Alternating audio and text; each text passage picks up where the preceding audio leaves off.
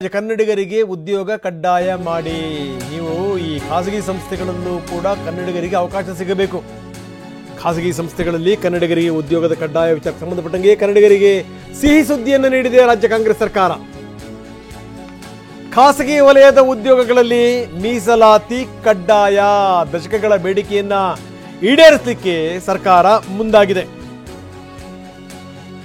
ಕನ್ನಡಿಗರಿಗೆ 50% 75% ಮೀಸಲಾತಿ. ಇದು ಸಾಧ್ಯನಾ? ಇದು ಪ್ರಶ್ನೆ. ಆಡಳಿತಾತ್ಮಕ ಹುದ್ದೆಗೆ 50% ಮೀಸಲಾತಿ, ನಾನ್ ಮ್ಯಾನೇಜ್ಮೆಂಟ್ ಹುದ್ದೆಗೆ 75%, ಸಿ ಮತ್ತೆ ಡಿ ದರ್ಜೆ ನೌಕರರಿಗೆ 100% ಉದ್ಯೋಗ. ಅಧಿವೇಶನದಲ್ಲಿ ಮಸೂದೆಯನ್ನು ಮಂಡಿಸ್ತಾರೆ ಸಿದ್ದರಾಮಯ್ಯ.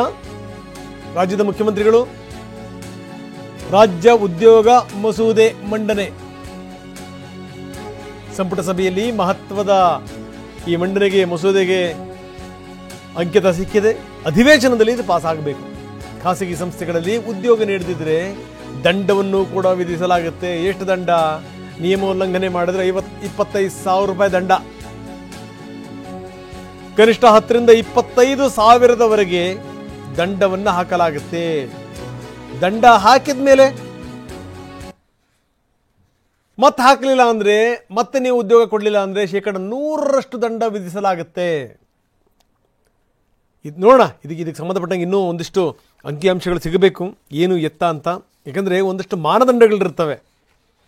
ಮಾನದಂಡಗಳು ಈಗ ಸಪೋಸ್ ಏನು ಅಂತಂದರೆ, ಆಯ್ತಪ್ಪ 50ರಿಂದ 75% ಮೀಸಲಾತಿ ಕೊಡ್ತೀವಿ, ಆಡಳಿತಾತ್ಮಕ ಹುದ್ದೆಗೆ 50%, ನಾನ್ ಮ್ಯಾನೇಜ್ಮೆಂಟ್ ಹುದ್ದೆಗೆ 75%. ಅವ್ರು ಹೇಳ್ತಾರೆ ನಮಗೆ ಸೂಕ್ತವಾದಂಥ ಅಭ್ಯರ್ಥಿಗಳು ಸಿಗಲಿಲ್ಲ, ನಮ್ಮ ಮಾನದಂಡಕ್ಕೆ ಅನುಗುಣವಾಗಿ ಇದು ಓಕೆ ಆಗಲಿಲ್ಲ.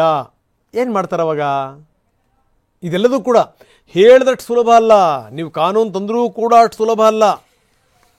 ಈ ದಂಡ ಹಾಕೋದ್ರಿಂದ ಯಾವ ಉಪಯೋಗಗಳು ಆಗಲ್ಲ. ಇದಕ್ಕೆ ಸರ್ಕಾರ ಯಾವ ರೀತಿ ಕ್ರಮವನ್ನು ಜರುಗಿಸುತ್ತೆ, ಏನು ಮಾಡುತ್ತೆ, ದಟ್ ಈಸ್ ವೆರಿ ಇಂಪಾರ್ಟೆಂಟ್. ನೋಡಿ, ರಾಜ್ಯದಲ್ಲಿ ಕನ್ನಡಿಗರಿಗೆ ಉದ್ಯೋಗ ಸಿಗಬೇಕು, ನೋ ಡೌಟ್ ಸಿಗಲೇಬೇಕು. ಯಾಕಂದರೆ ಕರ್ನಾಟಕದ ಸಂಪನ್ಮೂಲಗಳನ್ನು ಬಳಸಿಕೊಳ್ಳುವಂಥ ಸಂಸ್ಥೆಗಳಿಗೆ ಉದ್ಯೋಗ ಕೊಡೋಕ್ಕಾಗಲ್ವಾ? ಕೊಡಬೇಕು. ಆದರೆ ಅದಕ್ಕೆ ಕೆಲವೊಂದು ಮಾನದಂಡಗಳಿದೆಯಲ್ಲ, ಮಾನದಂಡಗಳ ವ್ಯಾಪ್ತಿಯಲ್ಲಿ ನೀವು ಬರಲಿಲ್ಲ ಅಂತ ಸಂಸ್ಥೆಗಳು ಹೇಳಿದರೆ ಆಗ ಸರ್ಕಾರದ ಕ್ರಮ ಏನು, ಅದು ಇಂಪಾರ್ಟೆಂಟು.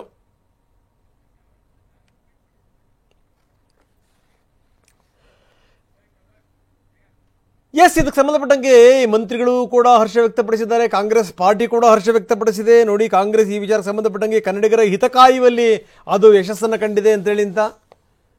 ನಿಜಕ್ಕೂ ಕನ್ನಡಿಗರಿಗೆ ಇಲ್ಲಿ ಉದ್ಯೋಗ ಸಿಗಬೇಕು. ಮ್ಯಾನೇಜ್ಮೆಂಟ್ ಹುದ್ದೆಗಳಲ್ಲಿ 50%, ನಾನ್ ಮ್ಯಾನೇಜ್ಮೆಂಟ್ ಹುದ್ದೆಗಳಲ್ಲಿ ಇಷ್ಟಿಷ್ಟು % ಅಂತ ಸಿಗಬೇಕು. ವಿಧೇಯಕ ಅಂಗೀಕಾರದ ಬಗ್ಗೆ ಕಾಂಗ್ರೆಸ್ ಟ್ವೀಟ್ ಮಾಡಿದೆ. ಕನ್ನಡಿಗರಿಗೆ ಉದ್ಯೋಗ. ಬನ್ನಿ, ಇದಕ್ಕೆ ಸಂಬಂಧಪಟ್ಟಂಗೆ ಕಾಂಗ್ರೆಸ್ ಏನು ಟ್ವೀಟ್ ಮಾಡಿದೆ ನೋಡೋಣ.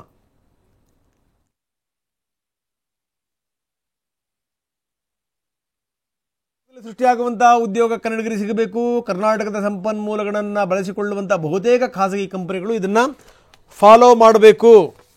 ಇದು ಟ್ವೀಟಲ್ಲಿ ಹೇಳಿರುವಂಥ ಮಾತಿದು. ಕಾಂಗ್ರೆಸ್ ಟ್ವೀಟನ್ನು ನಾನು ಓದಿ ಹೇಳ್ತಾ ಇದ್ದೀನಿ. ಸೊ ಹೀಗಾಗಿ ಅನ್ಯ ಭಾಷಿಕರಿಗೆ ಹೆಚ್ಚಿನ ಉದ್ಯೋಗಗಳನ್ನು ನೀಡುತ್ತಿರೋದನ್ನು ಮನಗಂಡು ನಮ್ಮ ಸರ್ಕಾರ ಸಚಿವ ಸಂತೋಷ್ ಲಾಡ್ ಅವರ ಮುತುವರ್ಜಿನಲ್ಲಿ ಖಾಸಗಿ ಕಂಪನಿಗಳ ಉದ್ಯೋಗಗಳಲ್ಲಿ ಕನ್ನಡಿಗರಿಗೆ ಮೀಸಲಾತಿ ನೀಡುವಂಥ ವಿಧೇಯಕವನ್ನು ಸಂಪುಟ ಅಂಗೀಕರಿಸಿದೆ. ಇದರಿಂದಾಗಿ ಖಾಸಗಿ ಕಂಪನಿಗಳು ಮ್ಯಾನೇಜ್ಮೆಂಟ್ ಹುದ್ದೆಗಳಲ್ಲಿ 50%, ನಾನ್ ಮ್ಯಾನೇಜ್ಮೆಂಟ್ ಹುದ್ದೆಗಳಲ್ಲಿ 75%, ಸಿ ಮತ್ತು ಡಿ ದರ್ಜೆ ಹುದ್ದೆಗಳಲ್ಲಿ 100% ಮೀಸಲಾತಿಯನ್ನು ಕನ್ನಡಿಗರಿಗೆ ಮೀಸಲಿಡಬೇಕು. 100% ಸಿ ಮತ್ತು ಡಿನಲ್ಲಿ, ಮ್ಯಾನೇಜ್ಮೆಂಟ್ ಹುದ್ದೆಗಳಲ್ಲಿ 50%, ನಾನ್ ಮ್ಯಾನೇಜ್ಮೆಂಟ್ ಹುದ್ದೆಗಳಲ್ಲಿ 75%. ಕನ್ನಡಿಗರ ಹಿತ ಕಾಯುವುದೇ ಕಾಂಗ್ರೆಸ್ ಸರ್ಕಾರದ ಧ್ಯೇಯ. ಇದು ಕಾಂಗ್ರೆಸ್ ಟ್ವೀಟ್ ಮಾಡಿರುವಂಥದ್ದು. ನೋಡೋಣ.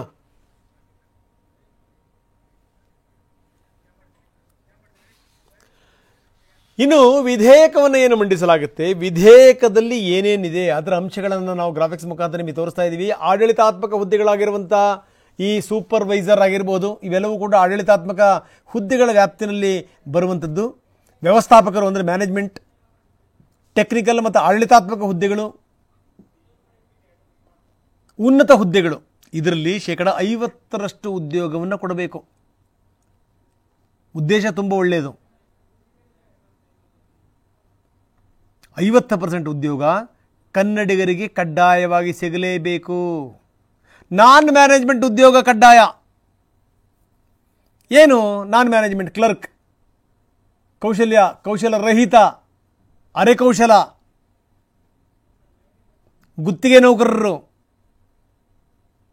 ಇವರಿಗೆ 75% ಸಿಗಬೇಕು. ಆದರೆ ಸಿ ಮತ್ತು ಡಿ ದರ್ಜೆ ನೌಕರರಿಗೆ 100% ಕೆಲಸ ಕೊಡಬೇಕು, ಕನ್ನಡಿಗರಿಗೇ ಕೊಡಬೇಕು. ಏನು ಮಾನದಂಡಗಳೇನಿದೆ ಹಂಗಾದರೆ? ಕನ್ನಡಿಗರಿಗೆ ಅಂದರೆ ಮಾನದಂಡಗಳೇನು? ಯಾವ ಆಧಾರದ ಮೇಲೆ? ಅವರೇನು ಕನ್ನಡ ಮೀಡಿಯಮಲ್ಲಿ ಓದಿರಬೇಕಾ ಅಥವಾ ಹೆಂಗೆ, ಏನು ಎತ್ತ, ಹೆಂಗೆ ನೀವು ಅಂದ್ಕೋತೀರಿ? ಕರ್ನಾಟಕದಲ್ಲಿ ಹುಟ್ಟಿದಂಥವರು ಉದ್ಯೋಗ ಪಡೆಯಲು ಅರ್ಹರು. ರಾಜ್ಯದಲ್ಲಿ 15 ವರ್ಷಗಳಿಂದ ವಾಸ ಮಾಡ್ತಾ ಇರುವಂಥವರು ಉದ್ಯೋಗಕ್ಕೆ ಅರ್ಹರು. ಕನ್ನಡ ಓದಲಿಕ್ಕೆ, ಬರೀಲಿಕ್ಕೆ, ಮಾತಾಡಲಿಕ್ಕೆ ಬರಬೇಕು. ಇವರು ಉದ್ಯೋಗಕ್ಕೆ ಅರ್ಹರು. ನೋಡಲ್ ಏಜೆನ್ಸಿ ನಡೆಸುವಂಥ ಪರೀಕ್ಷೆಯಲ್ಲಿ ಪಾಸ್ ಆಗಿರಬೇಕು, ಉದ್ಯೋಗಕ್ಕೆ ಅರ್ಹರು. ಕನ್ನಡ ಭಾಷಾ ಪರೀಕ್ಷೆಗಳಲ್ಲಿ ಉತ್ತೀರ್ಣರಾಗುವವರು ಅರ್ಹರು. Very importantly. ಯಾರಿಗೆ ಬರುತ್ತೀ? 8 ಜನರ ಮನೆಯಲ್ಲಿ ಕನ್ನಡ ಬರುತ್ತೆ, ಓದ್ತಾರೆ ಮಕ್ಕಳುಗಳು. ವೆರಿ ಇಂಪಾರ್ಟೆಂಟ್ ಸಂಗತಿ. ನಮ್ಮ ಸ್ನೇಹಿತರು ಮನೆಗೆ ಹೋಗಿದ್ದೆ ನಾನು ಕೆಲ ದಿನಗಳ ಹಿಂದೆ. ಅಲ್ಲಿ ಈ ಪೇಪರ್ಗಳನ್ನು, ಕನ್ನಡ ಪೇಪರ್ಗಳನ್ನು ತರಿಸ್ತಾರೆ ಅವ್ರ ಮನೆಯಲ್ಲಿ. ಪಾಪ ತರಿಸಲ್ಲ ಅಂತಲ್ಲ, ನೀವು ತಿಂಗಳಗಟ್ಟಲೆ ಇರುವಂಥ ಪೇಪರ್ಗಳು ಮಡಿಚಿದ್ದಂಗೆ ಇತ್ತು ನೋಡಿ, ಓದಕ್ಕೆ ಬರಲ್ಲ.